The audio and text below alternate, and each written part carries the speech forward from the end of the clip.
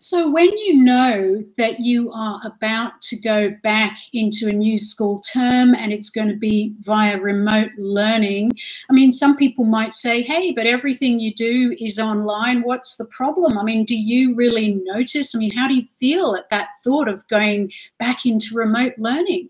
Yeah, look, I mean, I do understand what people mean. I've had, I guess, a lot of practice, 9+ years of being able to speak at a camera and record things and do all the technology side of it.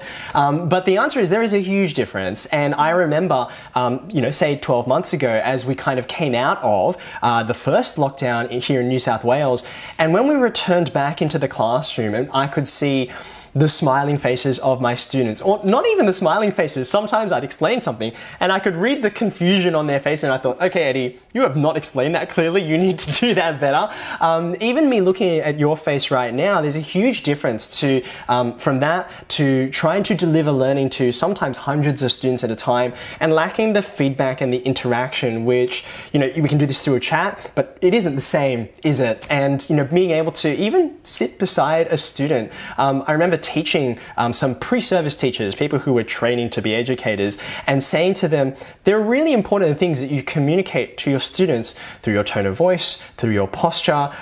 Even when I remember as an early career teacher learning not to stand over students, but to sit beside them or even kneel beside them. It's the smallest thing, but it actually communicates, here I am, here to support you, here to learn alongside you, not to kind of frown at your inability to do this question.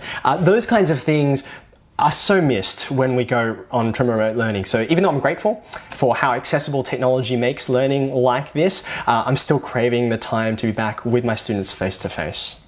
And I love that, because what you're just talking about there is what it means to be human. And of course, kindness is part of what it means to be human.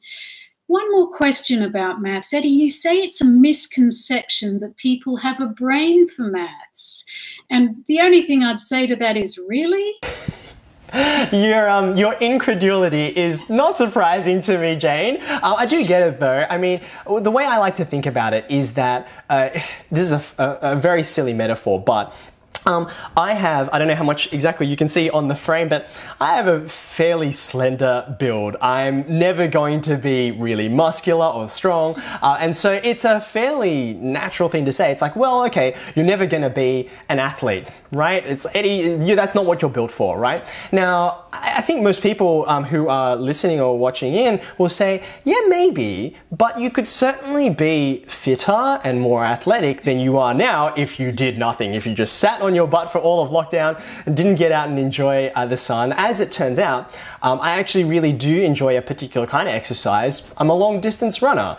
Turns out having a slender build is really well fit for that. And I guess what my point is, bring it back to maths, is that I know we often might think, oh, okay, I just was not able to crunch numbers really quickly or memorize formulas. That's a very common experience.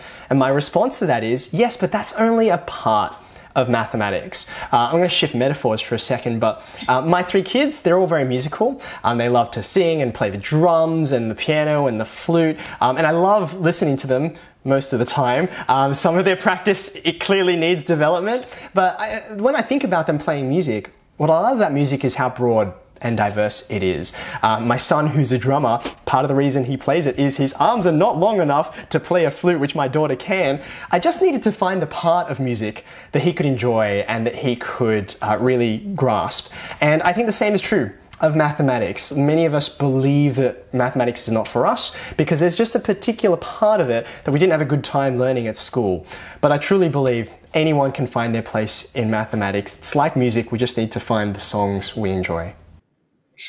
You are a technology as well as a mathematics teacher, and I wonder, do you ever think about the kind of world your kids are going to grow up in? I mean, this is such a huge issue at the moment as we contemplate artificial intelligence and the difference between machines and humans. We have abstraction, but do you ever kind of think and perhaps even worry about a future where your kids will grow up? The short answer is yes. I mean, I'm not sure if there are any parents out there who haven't at least once contemplated wow, you know, if I grew up in the world that my children are growing up in, I don't know how I would relate, how I would be able to, you know, look anyone in the eye knowing that my entire life has been catalogued online through Facebook or Twitter or Snapchat or whatever it happens to be. And you know, I think about, my kids, and particularly social media, which is kind of, in many ways, what I've hopefully used to really help a lot of people. It also has a dark side. I think that every power that humanity has ever come up with, you know, power is not moral. It depends on how it's used, whether it achieves good or ill. And so I do think with a little bit of nervousness about the kind of world my children are walking into, but I also know that this is not new in a sense. The development of technology throughout history is something which humanity has always had to wrestle with, and you know, it is never going to serve us to just kind of shrink back and say, whoa, I just don't have the time or the thought or the effort or the wisdom to be able to understand the situation.